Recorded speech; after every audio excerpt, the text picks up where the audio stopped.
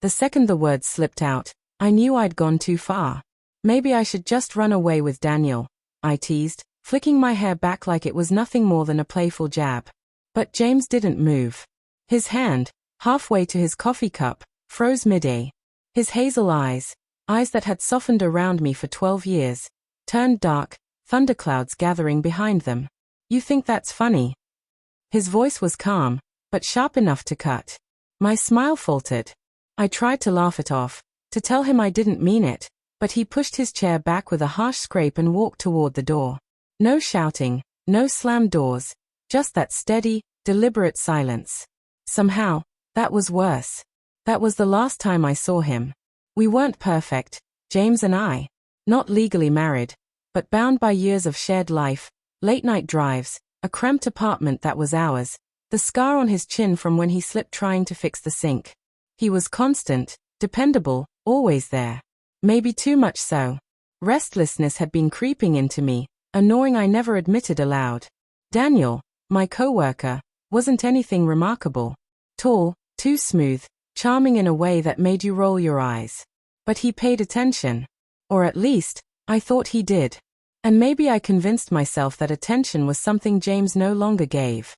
That's why, when I threw Daniel's name into that reckless quip, I didn't realize I was pulling the trigger on something I couldn't take back.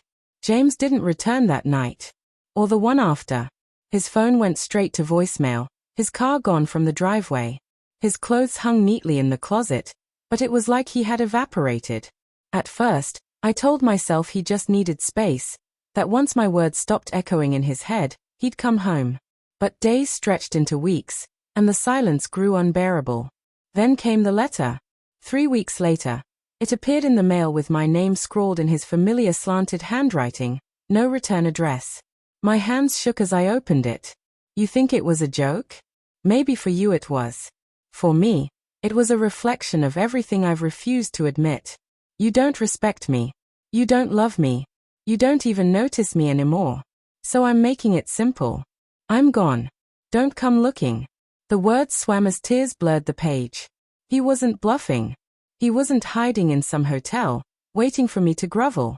He was really gone, and he meant it. The guilt clung to me everywhere. At the store, I'd reach for his favorite cereal before realizing no one was there to eat it. At night, I'd turn toward the cold, empty side of the bed, aching for the warmth I'd taken for granted. Friends asked where he was, and at first I lied, said he was traveling for work. But the cracks in my story widened, and soon enough, whispers replaced the questions. People knew. They could see what I had broken. And James? He erased himself. His social media disappeared, his email bounced back, his presence wiped clean from the world. The bitterest truth of all? I hadn't cheated. I'd never touched Daniel. I hadn't even wanted to. My words weren't born of desire, but of carelessness, a reckless test of James's love. And it was a test I failed.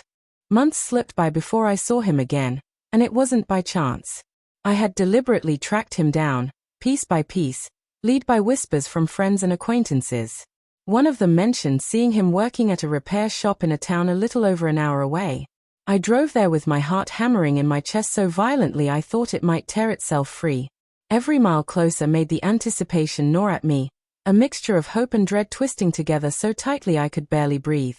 When I finally saw him, the change was immediate and subtle all at once. He was thinner, his jawline more defined, hair longer and messier than I remembered. Yet it was undeniably him, James. My lips moved almost involuntarily. Why, James? I whispered, stepping into the shop. He froze mid-motion, then slowly turned toward me. His eyes, once stormy and alive with fire, were hollow now, like a well long drained of water. What are you doing here? His voice carried no warmth, no surprise, only the flat precision of someone who had learned to guard himself. I needed to explain, I said, my voice trembling so much it barely carried. It was a stupid joke. That's all it was. Nothing else. His laugh, brittle and sharp, cut through me. Do you know what it feels like to hear your wife joke about another man?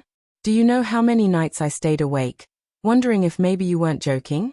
That maybe you actually wanted him.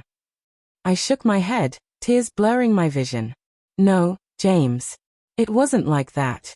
I swear to you, nothing happened. There was nothing between us. He stepped closer, eyes narrowing, gaze piercing straight through me. But it could have, right? And the fact that you even dangled that possibility in front of me, it told me everything I needed to know. I felt my knees buckle beneath me. Please, don't do this. Don't throw everything away over one mistake. One careless, stupid mistake. He held my gaze for what felt like eternity, then shook his head slowly. It wasn't one mistake. It was years of feeling invisible, of being taken for granted. That joke, it was just the final straw. It was the moment I realized you didn't really see me, or maybe you just didn't care. And I couldn't stay where I wasn't seen. He turned and walked away, leaving me behind amid the scent of oil, grease, and sawdust. I stood there, trembling, sobbing uncontrollably, a small, broken figure in the center of a cluttered workshop. The silence he left behind was deafening. After that, I stopped searching for him. Not because I didn't want to, but because I understood something I hadn't before. Some fractures cannot be mended, some doors cannot be reopened. Time passed, seasons changed, but the emptiness between us never healed. A year later, divorce papers arrived in the mail. No confrontation, no words exchanged, just his signature and a line where mine needed to go. My hands shook violently as I signed, ink smudging under the pressure, leaving a mark as messy and imperfect as my heart. People imagine betrayal as something loud and undeniable, an affair, a kiss, a hotel room. But betrayal can be quieter, more insidious. A careless word, a thoughtless laugh, a momentary lapse of judgment. A knife slips between ribs without even realizing you were holding it. I never cheated on James, but I betrayed him all the same. And that betrayal, though invisible to the world, left a scar that neither of us could ignore. I think about him every single day. Where is he now? Is he happier without me? Has someone come along who makes him feel alive, valued, whole? Sometimes, in the small, quiet hours of the night, I whisper his name into the darkness, hoping, somehow, that he can feel it, that the echo of my regret can reach him across the distance. But he is gone, and I am the one who pushed him away. All because of a joke I thought was harmless. All because of a fleeting moment I did not measure carefully enough. 2 years later, I saw him again, across the street at a cafe. He was laughing, truly laughing, the kind of laugh that comes from the bottom of your soul, with a woman I did not recognize.